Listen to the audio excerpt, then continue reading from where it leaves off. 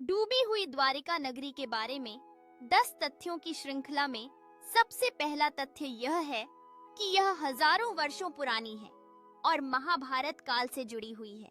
दूसरा तथ्य यह है कि वैज्ञानिकों ने 1980 के दशक में इसकी खोज की थी, जब समुद्र के तट से लगभग 40 किलोमीटर दूर इसका पता चला। तीसरा तथ्य यह है कि डूबी हुई द्वारिका नगरी को प्राचीन भारतीय वास्तुकला का एक महत्वपूर्ण उदाहरण माना जाता है। चौथा तथ्य यह है कि द्वारिका नगरी का स्थान भारतीय पौराणिक कथाओं में भगवान श्री कृष्ण से जुड़ा हुआ है।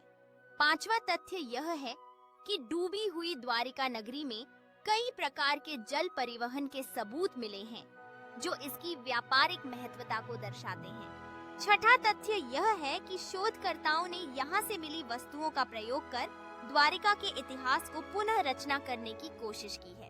सातवां तथ्य यह है कि वैज्ञानिकों का मानना है कि और भी गुप्त कक्ष हैं जो अभी तक खोजे नहीं गए हैं।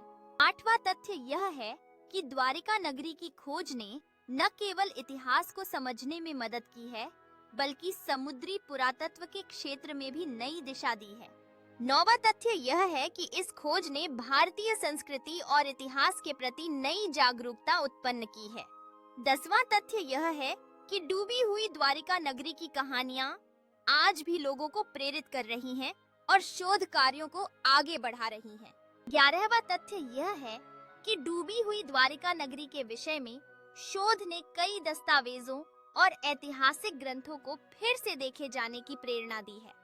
12वां तथ्य यह है कि वैज्ञानिकों और इतिहासकारों का मानना है कि इस खोज से पुरानी सभ्यताओं के बारे में कई नई जानकारी सामने आएगी। 13वां तथ्य यह है कि डूबी हुई द्वारिका नगरी ने विश्व भर में समुद्री पुरातत्व के प्रति रुचि बढ़ाई है